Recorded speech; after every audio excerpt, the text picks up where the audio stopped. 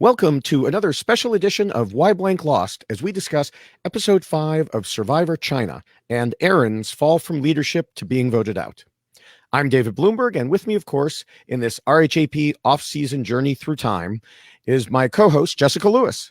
Hello again, and thank you everyone for coming back and following through this journey through time with us. I was very excited to actually go back to Survivor China because really this has got to be, I think, one of the most beautiful Survivor seasons ever. The culture that we got to see, just incredible landscape, everything about it is just really breathtaking. So it was really nice to go back and visit.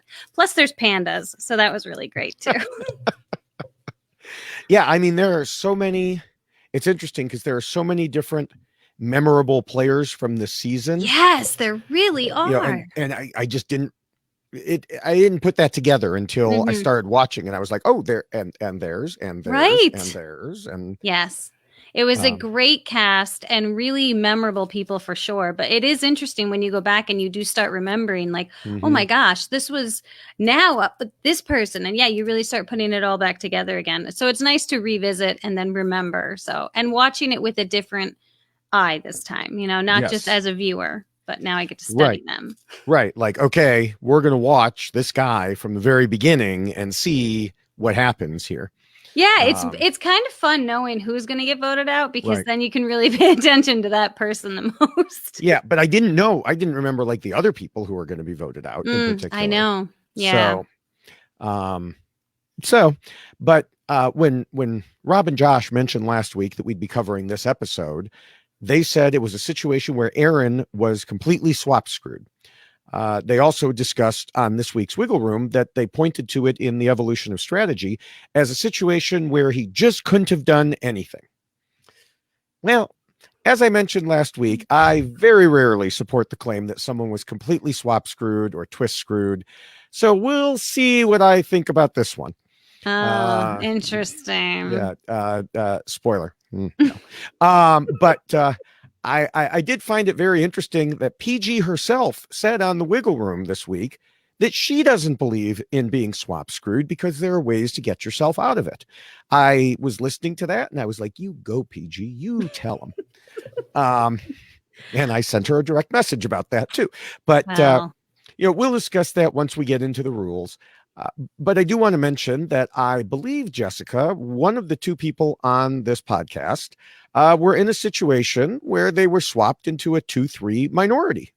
Yes, I was. And it is one of those moments where you have to assess the situation and look at who you were swapped with and make very quick determinations. And I tell you, I made the determination regarding Adam as soon as we were standing there together and got on the boat, and I could not, it was like trying to infiltrate his brain on the boat back to our camp and trying to get him to understand, you have to work with me. You have to work with me. And it ended up working, not my infiltrating his brain, but he felt the same way. Maybe it did. So maybe I do have some special power.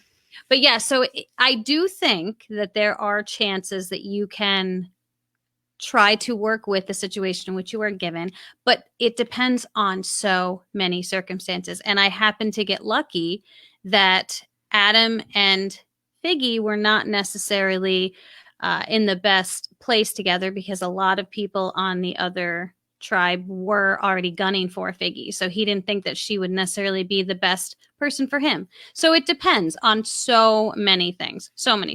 Yeah. I mean, you were even swapped into a tribe with a showmance going on, similar to Jamie and Eric, although I'm pretty sure Taylor wasn't a virgin. I'm not going to talk about any of that. There was so many weird things happening. I don't know. They almost got married. There was just way too much stuff. There was a lot of boundaries being crossed. So I'll stay out of Figgy. Jamie and Eric Jamie and Eric actually did get married. I didn't know that. Yeah, they were. PG was talking about it. Are they still together? I think so. Oh, that's amazing. I know. I never would have known that. I didn't. Well, good for them. I do have to say, though, that moment when he shared that information with her, it was kind of like just like boom. It was I mean, is like- that what you do on a date? You're introducing yourself to a woman. Hi, how are you? Oh, I kind of like you. I'm a virgin. I, And I was it's like, just what just happened? Yeah. Yeah. why?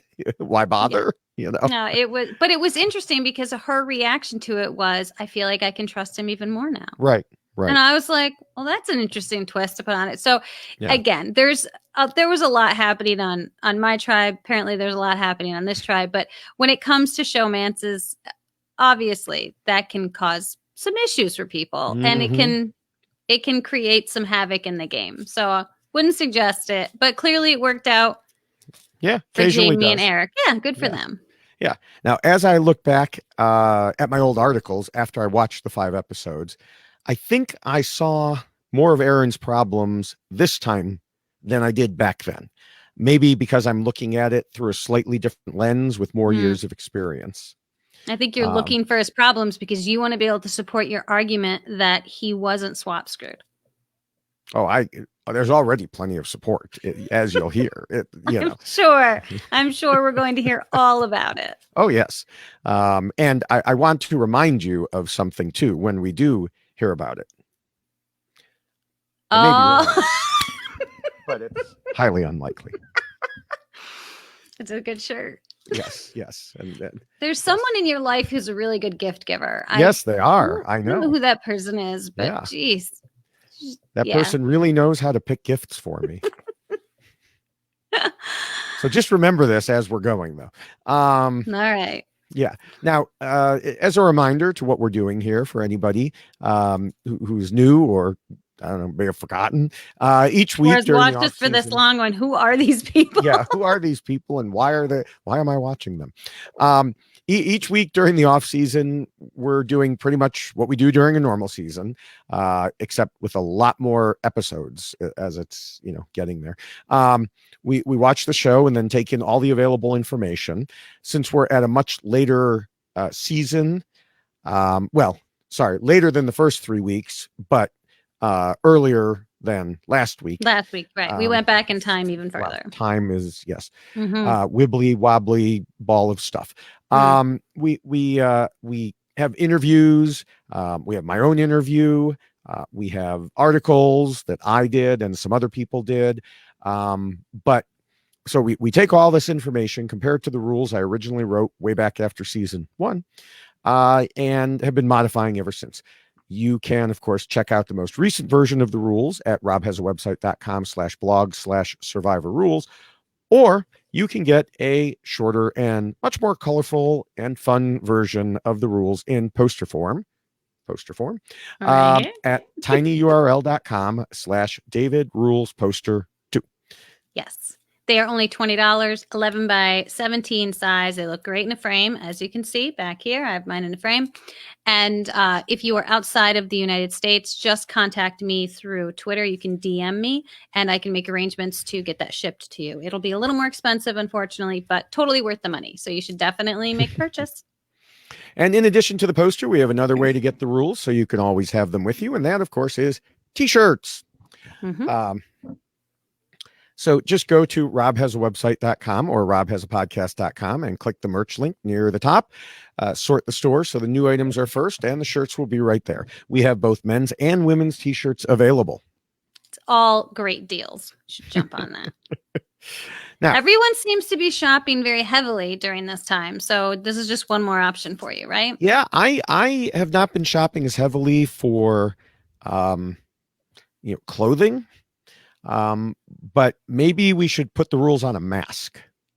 I don't know if they would all fit, but the other genius. problem is the same problem I have with the Survivor branded masks, which is instead of making one big logo, they made a lot of little tiny logos. Yeah. So if someone wants to know what it is, they kind of have to go like this to see, which kind of kills the whole purpose, point. Right.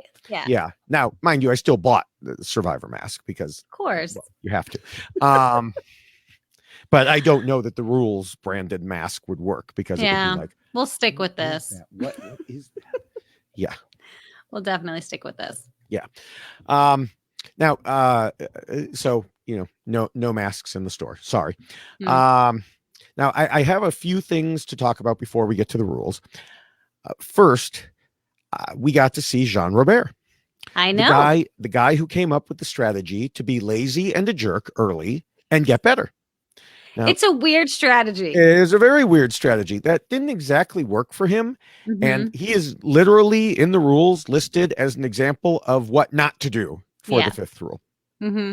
Very weird strategy. Yeah. But he thought he was pulling it off incredibly well. Yes. Yeah. He was very proud of himself. He was. Well, Jean Robert is always very proud of himself. Yeah. But in regular life, in Survivor, whatever. But yeah. So, speaking of people who are examples of what not to do, we had Dave, the a-hole. He self-destructed in some ways similarly to Drew, though, not nearly as much or nearly as entertainingly. But I got to tell you, like we were talking about a few minutes ago, that, I didn't know who was getting voted out when. I was so happy to see him go. I was so happy to get him off my screen. Yeah, he was a bit much for sure. And I do think that it's hard when you are watching someone who is burying themselves so deep and they clearly have no idea that that's what they're doing. And they really believe that they are fulfilling everyone's expectations of them at the camp, and they are being a leader, and they're doing all of these great deeds and things. And they don't even recognize how they are actually just killing life around camp and just really upsetting people and bothering people. So he was completely unaware of himself and how he was interacting with the tribe. So that was kind of uncomfortable to watch at times, I would say. Yes, it was like, okay, come on, get rid of him. Come on. Yeah. So, but my God, he had to build that fire pit. Yeah. Stop talking about it. Here's a brick. Dude, they're going to throw a brick at your head when you're asleep. It was a very impressive fire pit. Overly impressive, as a matter of fact. Yeah. Although it withstood the flood, but it did. He was so proud of that too. He was very proud of it. Yeah. Anyway, moving on from him, because it's not why Dave lost. Although you just got a really shortened version of it. The challenge that led to this vote, the challenge in this episode, Jamie was being so obvious about the throw. I know, but she's so cute at the same time. Yeah. But I mean, she was telling the guys doing the diving to take a long minute to catch their breath. I know. Like, catch your breath, take a long minute. Jeff Probst. Jamie appears to not be concerned at all. You'd never know there was anything on the line. He really was kind of blowing that up for them too. Yeah. And then afterwards, definitely the worst performance at a challenge yet. And went and picked up the piece and handed it to them. Not that it would have mattered anyway. Right. But I do think that in Jamie's defense for doing what she was doing, I think she was just so excited about the idea of this. Now, because we talked about this throwing a challenge when we talked about Drew and how that was a really bad idea. But the problem for Drew was it was his idea and his idea alone. And nobody in his tribe was going along with this. And the two other people that knew about it sat out. This is a case where you had PG going to Jamie and saying, hey, here's an idea. And there was a strategy behind it. There was a reason why PG wanted to do it. And it made sense when you looked at the numbers. And so I think Jamie was just so excited about being in control of something and being able to facilitate a vote, because they hadn't really been able to do that very well up to that point. I think that just kind of got the best of her. And that was why she just couldn't contain herself and did a very bad job. Yeah, and James was getting so pissed at them. I know. That made it even funnier. He just kept ranting and raving at camp, and they just couldn't keep it together at all. I mean, can we spend some time on James, please? Just for a second, really. Sure, go for it. This man is the best TV and so incredibly likable. I mean, everything about James, you just kind of sit back and go, oh, I mean, he's just such a hard worker. Everything he said about Denise was so adorable. I love when he introduces himself, when you say, "What do you do?" And he says, "I bury people." Yeah. It's just like, but he was If just someone said that to so, you, you'd be like, okay, investigate that I know, but person. he was like able to, it's just like, I bury people. But he's just such a likable guy. And so Mhm. watching him and then knowing what ends up happening to him was just like, it's crushing just watching it, because he was so great out there, and it was so fun to watch him. And so I was wishing to change his like course in that game. Like, please, James, like, let's just change this. Can we do this? Can we do the butterfly effect and change how James ended up going out of that game? Because oh my gosh, he's just such great television, and was so wonderful watching him play that game. Yeah. Yeah, absolutely. Oh, a Um, challenge beast. My gosh, it was right. incredible. Right. Mm-hmm. And speaking of the challenges, I really enjoyed the challenges that were Right? there. I mean, Oh. like the meteor hammer throw, that was Mm-hmm. great. Yeah. Um, Everything yeah, was so physical, which was yes. incredible. I mean, they were Which, just yeah. beating the snot out of each other for like multiple challenges, Yeah, which I was mean, fun. it was surprise. We see that now on Australian Survivor. A bit too much of it, if you ask me. Not that anyone Mm, did, but hey, we're doing a podcast. You don't need to ask us. We right. just offer our opinions for free. Uh, Exactly. but but it is interesting. U.S. Survivor has moved away from this. I Mm-hmm. don't know if it's they're worried about lawsuits, or they're just worried about injuries, or why exactly they've moved away from them. But yeah, Right. they were so physical, and there was so much blurring going on. Oh, there was a lot of blurring. I There mean, was, even back at camp, there was a lot of blurring. yeah, But my God, was it? I mean, one of them stripped down to do the wrestling that was challenge, and Dave. yeah, Dave, and Thanks, Dave. yeah, some of them were stripped down. Yes. Um, I don't think I've seen this many blurry spots on my Mm. TV since I needed a new prescription for my glasses.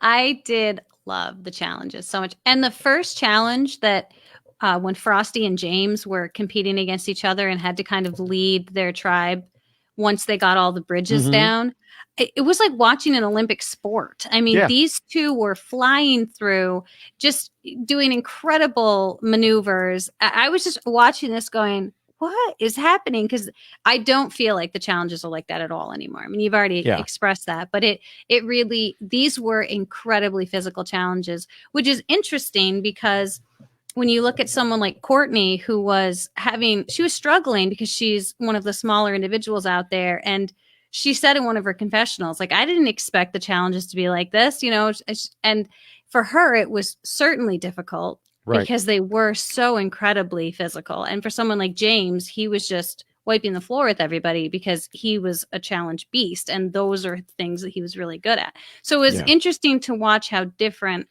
things were versus what they are now.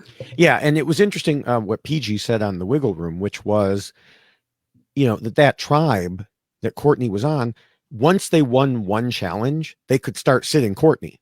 Once they, Right. won two, they could start sitting Courtney and Todd, or Courtney, and so once they got ahead, they didn't have to worry as much about their smaller people anymore.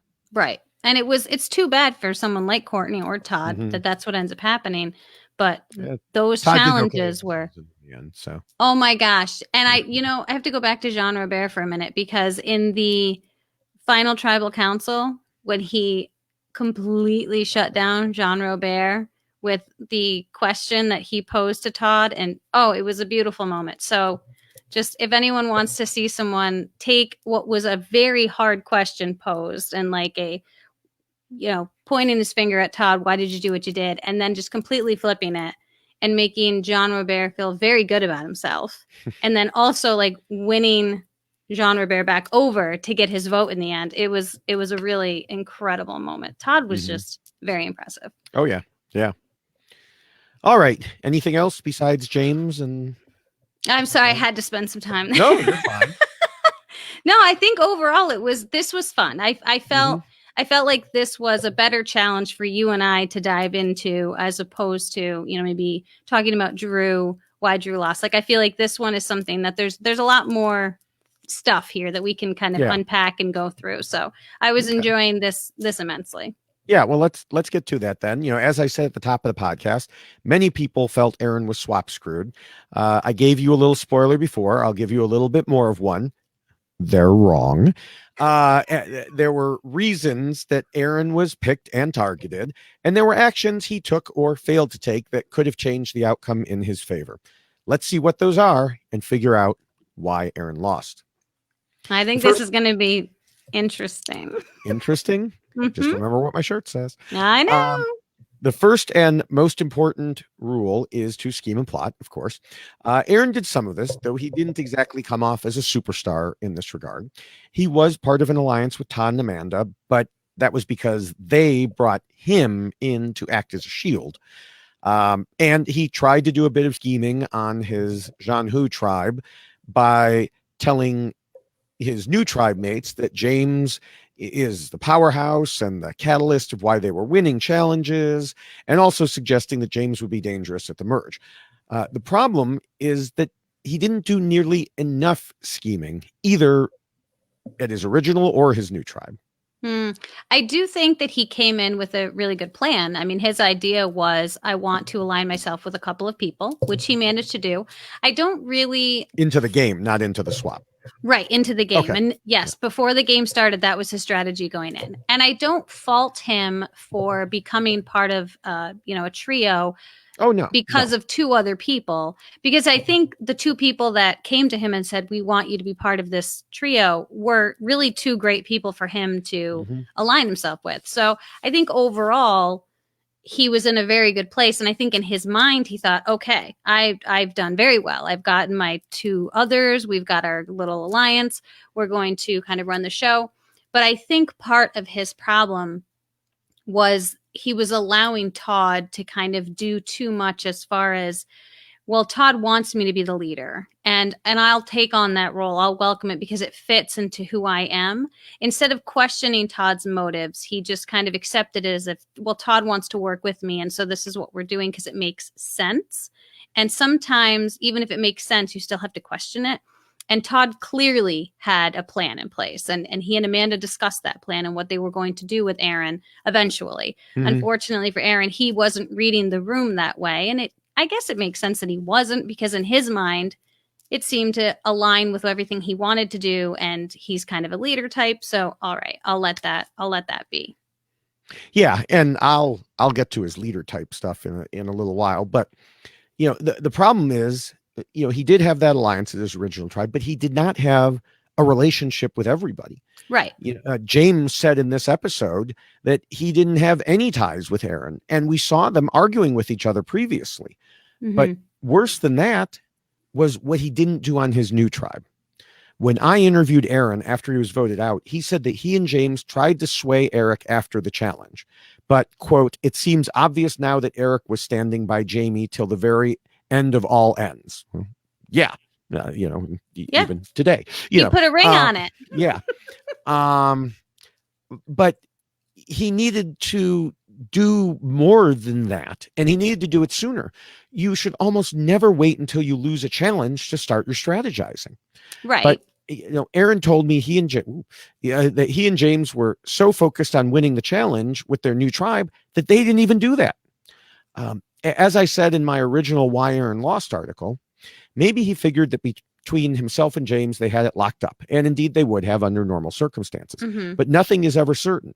He needed to analyze the situation the same way Jamie and PG did and realize that he had to give them a reason to want to win. Maybe it wasn't possible, but we'll never know because he didn't go down that path at all.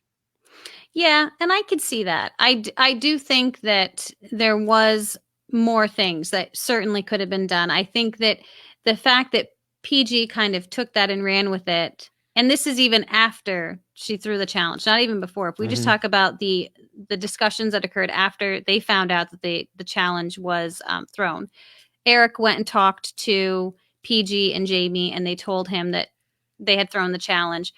And it's kind of at that moment where I feel like Eric could have been spoken to differently by Aaron and James, that like, do you see what just happened? Like, these two people took control. They took it out of your hands. They didn't even give you an opportunity to be involved in the discussion, to decide whether or not this is what you wanted to do. And they are the ones running it. They're in control. And really, out of the two, who came up with the idea? It was PG.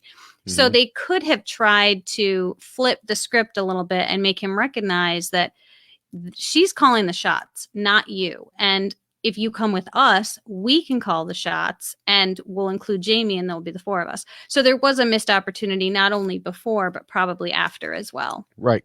And also, PG said on the Wiggle Room that James did a good job of sharing information and offering to join them, saying he could even bring Denise along. Meanwhile, Aaron said he couldn't give out all his secrets right away, and he was acting cagey. And that made PG decide to keep James. You know, this is a contrast that shows exactly how a person who is put into a bad swap position can make their situation better or worse. And that is true. When I did the swap on my tribe, that was one of the things that I talked to Adam about, was who else I could potentially bring along with me from the Gen Xers, and he talked about who he could bring along from the millennials. So it was kind of a combining of numbers per se, like, okay, who do you have? Who do we have? And I think that, you know, unfortunately for Aaron, by trying to keep those things close to the vest and not divulge a lot of information, he really did put himself in a difficult spot, because if they don't feel like they can trust you, then obviously moving forward with him would be tough. And James wasn't hiding anything. I mean, James was kind of an open book, and he was sharing a lot of information, not just about the game, but also how he felt about what had happened. And he was much more vocal. And I think that that probably created more trust in James, because you knew exactly what James was thinking and how he felt about things. And so I feel like between the two, there wasn't as much question with James as there was with Aaron. Right. So already one rule down, and one very big way that he could have avoided his outcome. So not swap screwed. Well, but okay. I want to stop here for just a second, though, because you do have to recognize that there are things with this game that are outside of your control, and there are people that are outside of your control. And he was dealing with people that were, I think, more strategic than he was. And PG clearly looked at the situation and realized how she needed to approach the situation and what needed to happen. He clearly didn't do the same thing. So it's also a combination of errors on his part, but also being up against someone who was outthinking him at the time. Well, yeah, and that's still, you know, the same thing. You can be out schemed, you know. For sure. So, all right. The second rule says not to scheme and plot too much, and to make sure to keep your scheming secret. Now, here we have some more problems. Listeners might be saying, but David, you said he didn't do enough. How could he do too much? That's a good question. However, while his problem with not scheming enough occurred mostly on his new tribe, the problem with doing too much went back to his old tribe. Specifically, Jamie and PG correctly recognized that Aaron would jump back to his old allies once the merge hit, because they knew he was the leader thanks to the kidnappings after earlier reward challenges. Right. And I think that, see, this is where I struggle, because I don't think that, again, that was wrong that Aaron had loyalty to the people that he had been playing the game with. I do think that the manner in which this, not even swap occurred, I don't even know what you want to call this. It was very odd, you know. Swap, but yeah, but I have problems with it just because it was so, pick two people and you pick two people and we're both going to switch, and you're taking someone like Aaron, who was in the majority, had the numbers, things were kind of lining up for him. He was in a very good place on his original tribe, but for being chosen to go to the other camp. And so that's why I think a lot of people say that he was swap screwed, because over here he was doing very, very well. And then once he ended up over here, it completely shifted his game. Now, granted, were there things he could have done? Yes. But at the same time, what he was doing at the other camp wasn't necessarily bad either. So it's tough, because he wanted to be loyal to the people he'd been playing the game with. Right. But I mean, he wanted to be loyal, but there's a reason that he got picked, which we'll go into later. But the thing is, there's a specific corollary to rule number 2, that if any alliances get out into the open, do not let it be known that you are the decision maker, even to those within your own alliance, if possible. Hmm. And why is that? Because in Survivor, kings are made to be deposed. Mm-hmm. When Leslie was kidnapped, she told the other tribe a lot about her own, including that Aaron was the leader and had volunteered. When she told him that she'd said that, he said, "Thanks for putting my head in the guillotine." But the thing is, Mm-hmm. he put his own head in the guillotine by acting as the leader. You can't be the king when things are going well and then suddenly pretend not to be when the peasants start revolting. Right. But I feel like this was one of those seasons too where Jeff was really kind of pushing for each tribe to have a leader because Oh, yeah. they had their book, whatever that Mhm. book was The Art called, of War. The Art of War, right? So, and he even basically like forced them to vote for a leader between PG and Dave at one, like, I mean, he basically at tribal council was like, all right, let's basically like pick a leader. And so I do feel like there was a lot of forcing of that on the players that they needed to have a leader because of this, art of war concept that was being introduced by Jeff. Yeah, and there were a ton of issues with leadership. I mean, you had Dave, Aaron, PG, Jean Robert, Sharia. Mm-hmm. It seemed like almost everyone was either a leader or mad at a leader. Yeah. But there were some people, the smart people, avoided it. Right. Todd and Amanda, they figured out how to handle that. Mm-hmm. PG, she raised her hand at first and then realized later, oh, this is a bad idea, and she backed off of it. Right. In Aaron's particular case, he said in the first episode, one of the very first confessionals, that he sees himself as a leader but will hold back so he's not a target. And then Todd pushed that exact role on him and brought him into the alliance with Amanda as the out front guy to take the heat. And he walked right into it.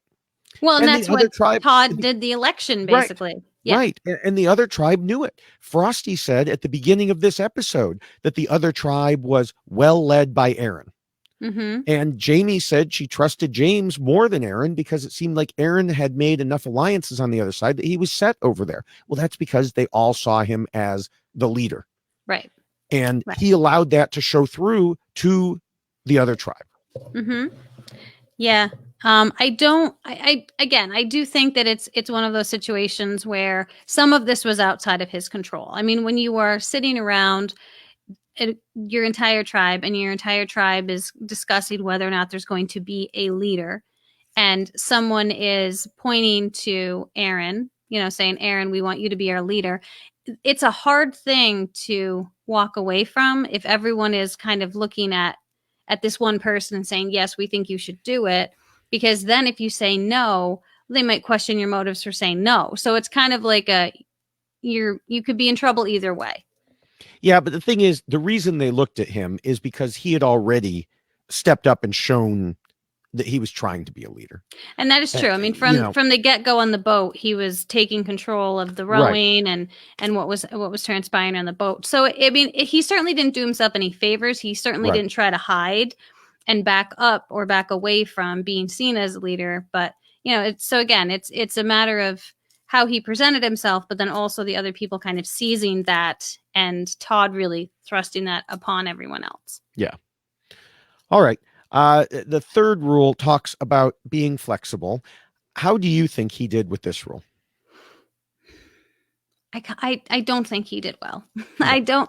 I don't think he did well because I feel like he got comfortable. And I think he even said that at one point that he was feeling comfortable, if I'm remembering correctly. And that's like the word of death when it comes to Survivor. If you're feeling comfortable, then you're probably in trouble. And I think that he was looking at his position in his original tribe and thinking he was in a great spot because he was in the leader role. He had two people that were in an alliance with him.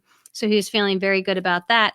But then you saw him do things that he shouldn't have done, I think, because he was comfortable and he would speak to people particular ways. He got mad at James over a crab and was saying some really ridiculous things about eating one crab and just stuff that you don't need to do. And if you want people to respect you as a leader, you need to respect the people that you are leading. And I think that was one of the things he did very badly. And so he didn't have a willingness to shift his behaviors, I think, because he viewed himself as a leader. Yeah. Yeah. I think what you just said, and based on what we've already discussed, he was not nearly as flexible as he needed to be. As I mentioned, he just wanted to win that challenge and didn't think to strategize ahead of time. So because of that, he had no backup plans other than expecting the others to vote out James, I guess. Right. But his game plan just seemed to be win the challenges, which isn't really a plan. Right. All right. The fourth rule tells players not to let their emotions control him. The one thing I can think of that Aaron did wrong here, well, I say the one thing, but you already talked about how he got into arguments, stupid arguments, like the one about the crab. But in particular, something that affected him now was he got into an argument with Jean Robert in front of Jamie after they kidnapped her. Yes. Which allowed her to have greater insight into the tribe dynamics, including who was viewed as the leader. Yes. And I do think that Jamie definitely used that information to her benefit when she went back, for sure. Mm-hmm. Yeah. And, again, that goes back to what we talked about in the second rule. Just like, families should never argue in front of a guest, tribe mates should not argue in front of the person they kidnapped. Right. And that, you know what? And let's just talk about that for a second, this whole kidnapping thing. I do think that that was another concept that negatively affected everybody who was either kidnapped or was affected by the kidnapping, because you look at who was kidnapped and then immediately they get voted out because they had been kidnapped, and all of a sudden there was some question of their loyalty and if they could trust this person or not. And the person who's kidnapped is sharing information with the other tribe that they shouldn't be sharing. You've got people like Aaron fighting in front of the individual they kidnapped, which again was ridiculous. So it's one more thing that I think was mishandled by basically everyone who was involved in this kidnapping situation. Yeah. All right. The fifth rule talks about the social game and reminds players they need to pretend to be nice. Earlier, I mentioned how Aaron didn't really have a relationship with James, and there was a secret scene that helped demonstrate that. Thanks to Teowin Woodruff, who was recapping secret scenes, or what was called Survivor Insider at the time, for Reality News Online. She summarized that at Fei Long before the swap, Aaron was trying to organize his tribe to cook some cabbage and fish. James watched and noted that Aaron had a smug arrogance about himself. He told people to do things, but he didn't do them himself. And James said, and it's getting on my nerves.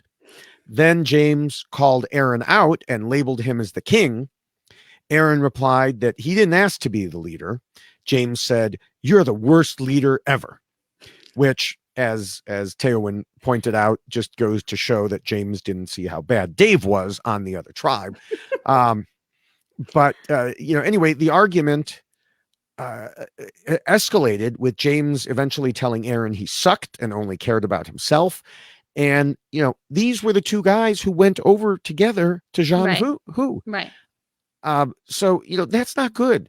Now, I will say that probably it didn't matter, because when James voted, he voted against PG. Right. And he said, it's only because I stick with my original teammates.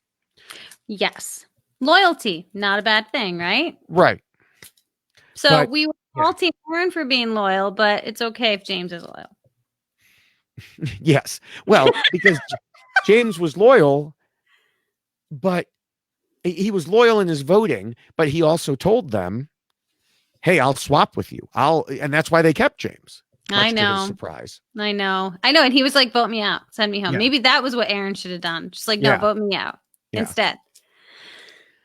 So now the sixth rule talks about being too much of a threat. We already talked about how being the Fei Long leader worked against Aaron and certainly, made him a threat. Aaron said in his interview with me that he was, quote, kind of thrust into that role. Everybody wants some sort of leadership to happen, but nobody wants to partake in it. Sorry. I thought I could pull it off as being that leader, but not necessarily dictatorial, but feeling what the tribe wants and needs and going from that. More of like a democracy. So that's what he said to me. As we saw, that didn't exactly happen. Also, It didn't really matter. Democracy, dictatorship, he was still seen by Jean Hu as the leader. And it went beyond that.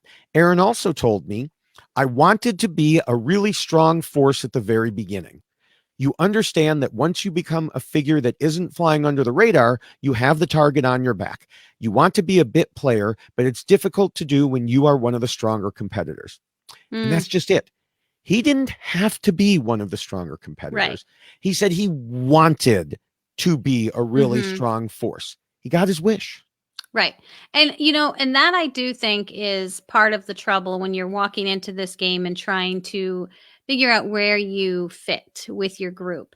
And some people that he was playing with, I think, were very good at pegging other individuals with how they were. And I think Todd was one of the biggest problems for Aaron, is that Todd was very good at looking at individuals, sizing them up, and making a determination about how that person could best help him and his game, and was just very good about how he did it.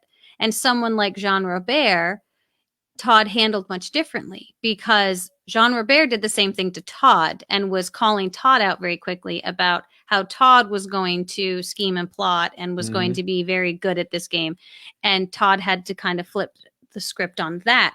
And so I think that for Aaron, again, I feel like he was in a position where he was being outplayed and outsmarted by people who were better at strategizing and then stroking his ego on top of it. So he felt good about being recognized for qualities that he saw in himself.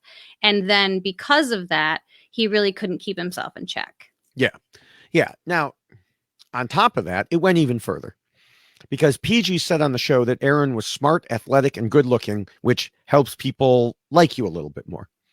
That he was crafty and holding a little bit back, much like we heard earlier.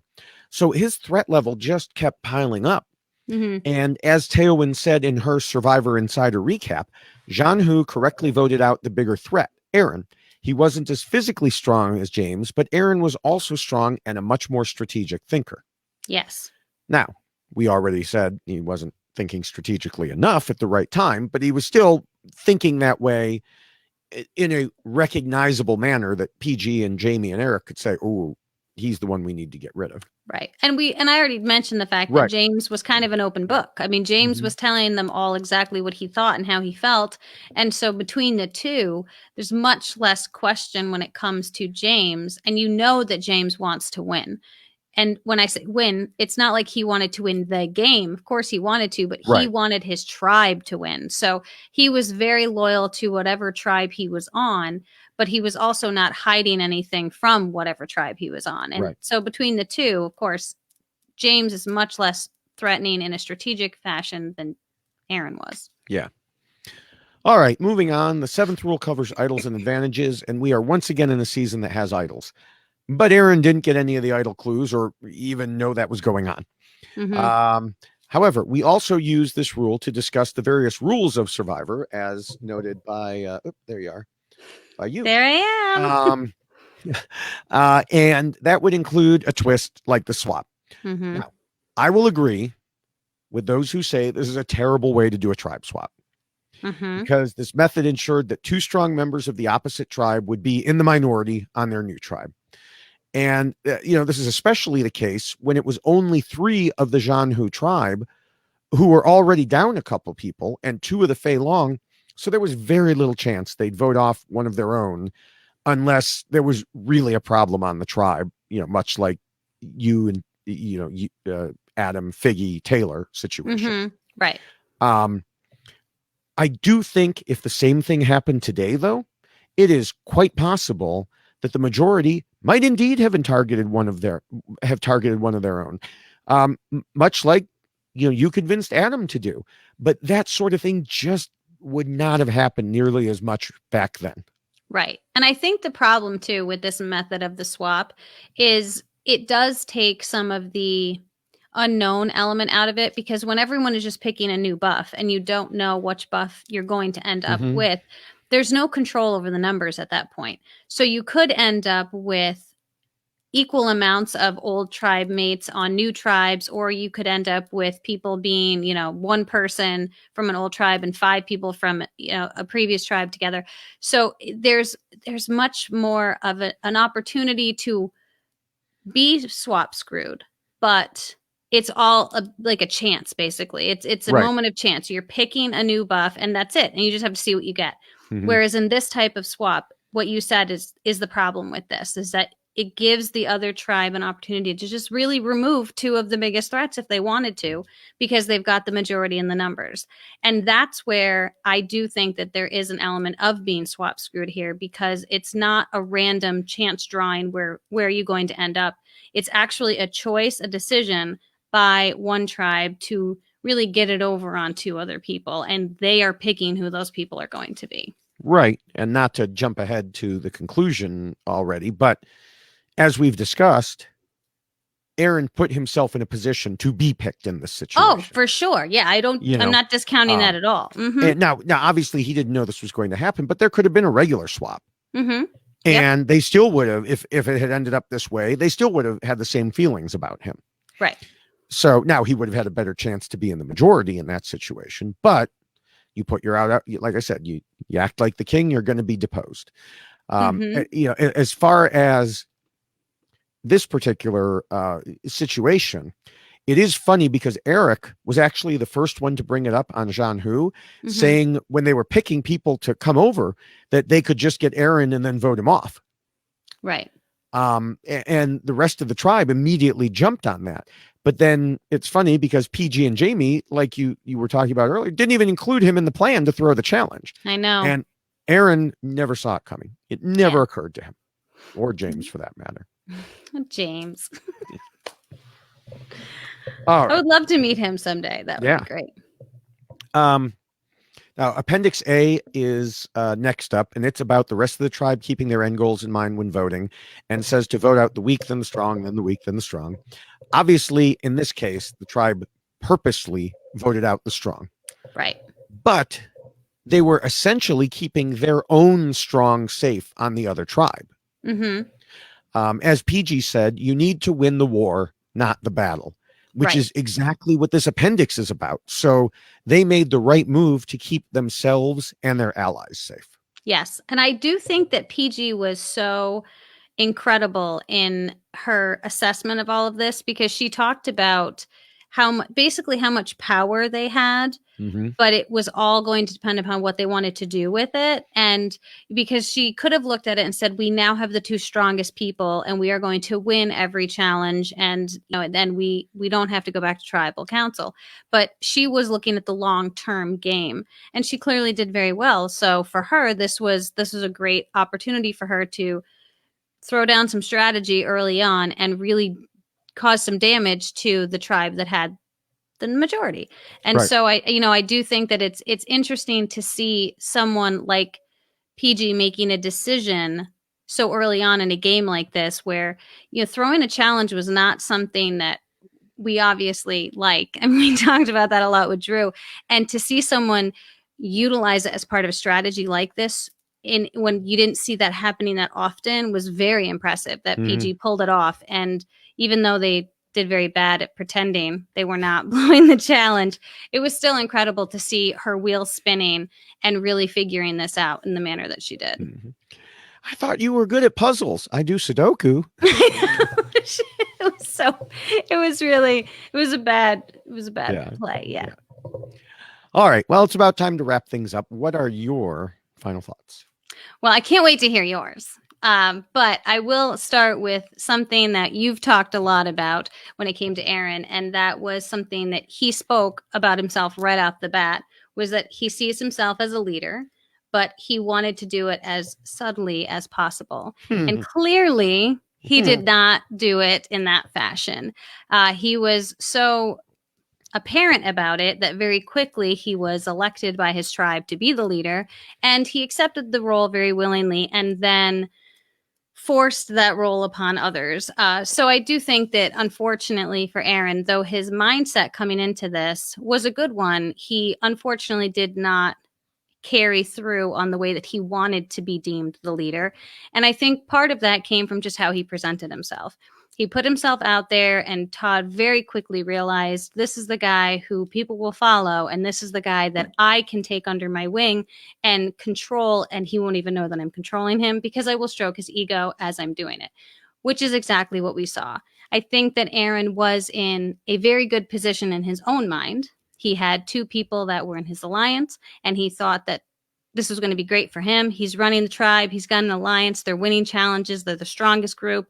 Everything is going well. And then we see this incredible swap plan, whatever you want to call this thing. And yes, there were things that he did wrong in handling the situation. There were things he certainly could have done differently, which we discussed. And I do think that this is a perfect example of how you always have to expect the unexpected when it comes to Survivor. Yeah, that's Big Brother. That's the tagline for Big Brother. I know, which is unfortunate, but it's true because this is a perfect example of it. So sorry, Survivor, for utilizing Big Brother's tagline, but that's what happened here, and you made it. You created it. CBS did this. Yes. And unfortunately, he was not expecting this, and he also then didn't handle it the way that he should have, because there are things that he could have done. He didn't do, but he got caught up, I think, in himself, and he got caught up in the idea of himself and how he was going to be able to lead the charge no matter what tribe he was on. And unfortunately for Aaron, that wasn't going to work out for him so well. And he lost.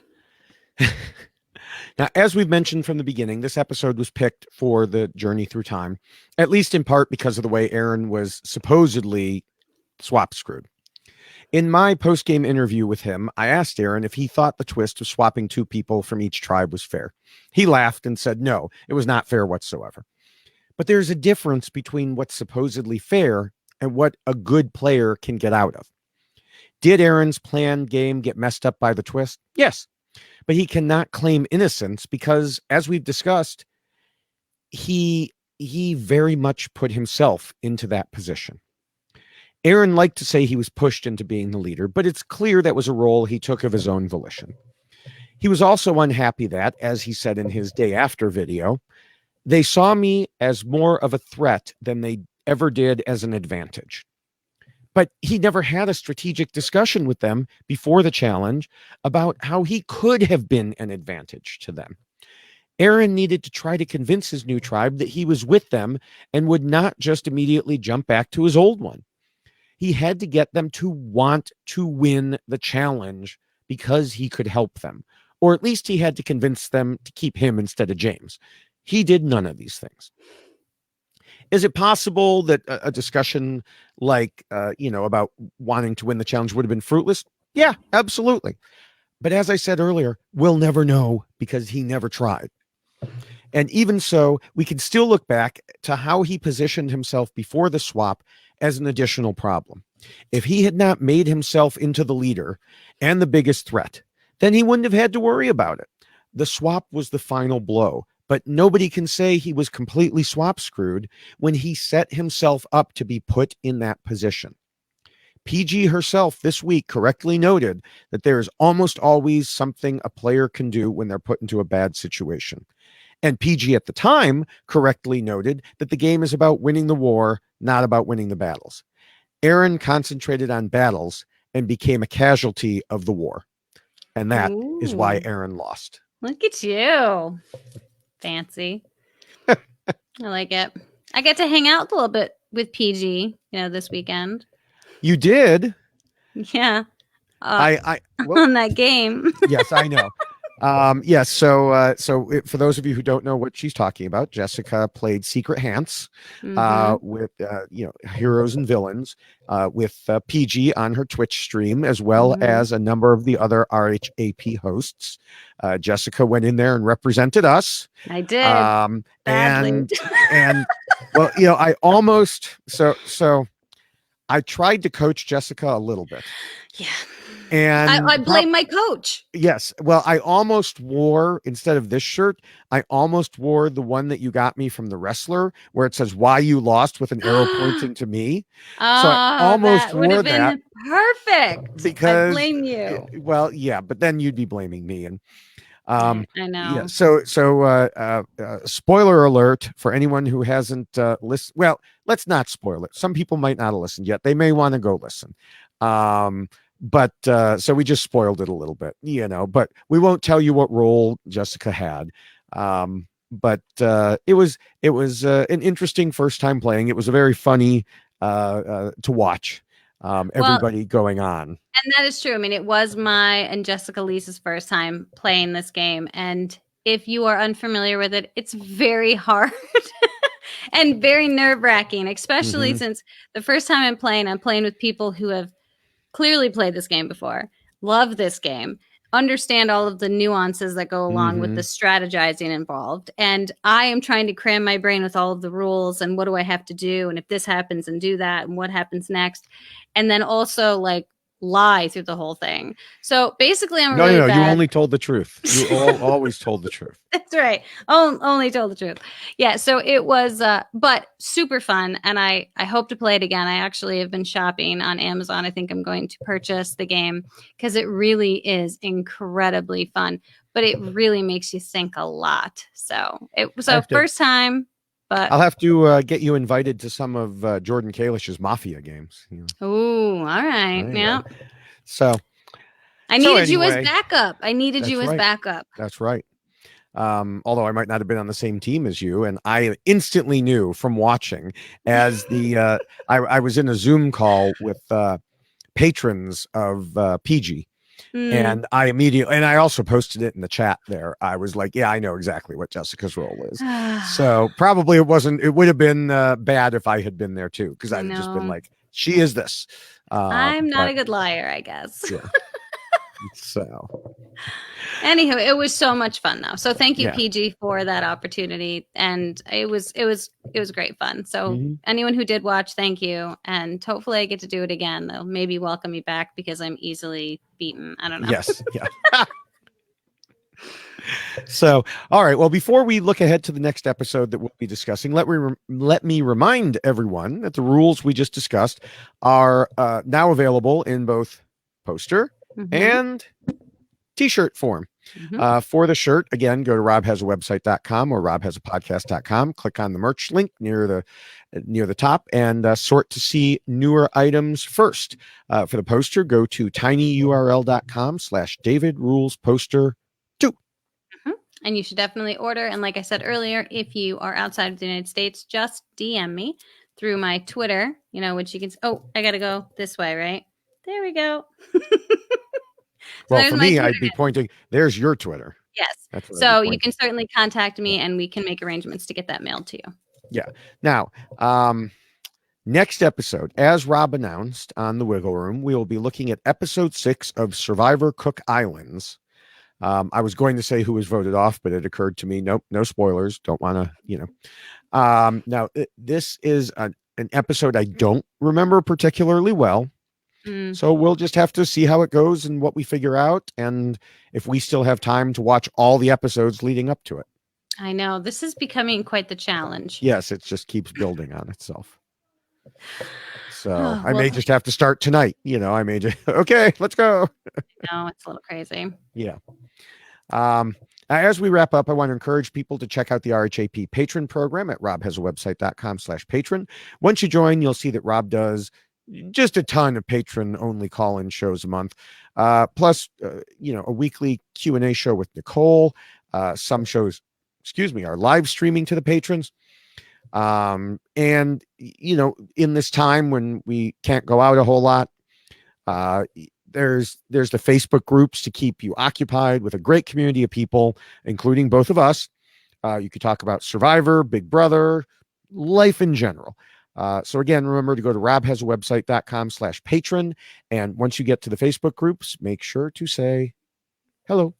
It's a wonderful group of people who certainly love all of the same things you love. If you were sitting here listening to us chat, then you'll probably love listening to other people chat and you can communicate back and forth. So you certainly should join. And Rob does so many incredible things for patrons. You get deals for all kinds of wonderful programs and just great stuff. I mean, he even, I don't know, there's like coupons for things. I mean, it's like the most random stuff ever, like you wouldn't expect. But Rob takes wonderful care of his patrons. So you should definitely become a patron and support RHAP and all the things that you love. Mm-hmm. You should also follow me on Twitter, as I already pointed to my handle. Look at that. I got it the first time. Look at that. I am at Jessica Lewis 89 and David is at David Bloomberg. You should follow us both. You can get both sides of the story. And during the actual Survivor episodes, we do live tweet. And Bloomberg likes to copy my tweets. So just be prepared. Hey, now. Oh, that fake news. I'm just saying. The evidence shows otherwise. Well, we'll have to follow us both, so they'll know. I've even forced people to admit that they were wrong when they said you got to tweet out first. Well, let's let the viewers make that determination. Well, they did, and they said, David, you're right. I think I've had some support in the past myself. I think you created those accounts yourself. No. I'm at Jessica Lewis 89. He is at David Bloomberg. So again, follow us both on Twitter. And there's a lot of great things that we both post throughout the week, even when Survivor is not up and running. Yes. All right. Time for a hashtag. I have the perfect hashtag. Perfect. All right. Perfect. Hashtag not swap screwed. Really? Yes. You think so highly of yourself that we are going to do not swap screw. I think there was some swap screwing going on here. Just there was some. No, that's not true. Eric is a virgin. Or was. I mean, you're terrible. All right. If you would like to do not swap screwed, but I disagree. No, you basically agreed. No, I do think that it was not a good swap. It just wasn't. It wasn't a good swap, but he could have done other things. So therefore, he certainly could have done other things. But if it hadn't happened, then he'd have been voted out at the merge. So we wouldn't be talking about him right now, right? No, not right now. See? But merge screwed. What I mean, it. But also, if he had done things better, we wouldn't be talking about him right now. Oh, look at you! Just like James got himself out of it. But James was saying, "Vote me out." I know. That makes it even funnier. I know, poor James. Love that man. So, anyway, of course, in addition to the hashtag not swap screwed, the hashtag for this podcast overall is YXLost. Make sure that you're subscribed to all of the RHAP Survivor podcasts at robhasapodcast.com/survivor or on your favorite podcatcher on your phone. We are also on the reality TV RHAP Ups feed. In both places, you can find all the great content during the season. You get the know-it-alls right now. You get the Wiggle Room and us and the B&B. And, there's all sorts of other stuff going on, too. Is that it? That was it. That was a bad segue there. I was just, okay, I'm done. Yeah. That was amazing. Yeah. You're so caught up in your own hashtag that you were like, what am I going to say now? Yes. So I would like to say thank you to Scott St. Pierre, who does all of the editing for here on Why Blank Lost, and also I think a lot of the RHAP podcast in general. So thank you, Scott, for all the wonderful editing you do both on video and audio for us. And also thank you to Will from America, who produced the incredible song that you hear on the audio version of our podcast. So thank you, Will, for that. And thank you, David Bloomberg, for another incredible walk down memory lane and getting to revisit all of the thoughts that you created way back when. And now here we are reliving them in the wonderful year of 2020. Yeah. We get to start the second half. Well, by the time people see this, we will have started the second half. This is crazy. So, hopefully it's better than the first. Although the first half did give us a really good Survivor season. That is true. Look on the bright side. That is a good point. Yes, I'll take that. But also, thank you, Jessica, for another great week. And everybody, we will see you next week for another blast from the past. Bye. Bye.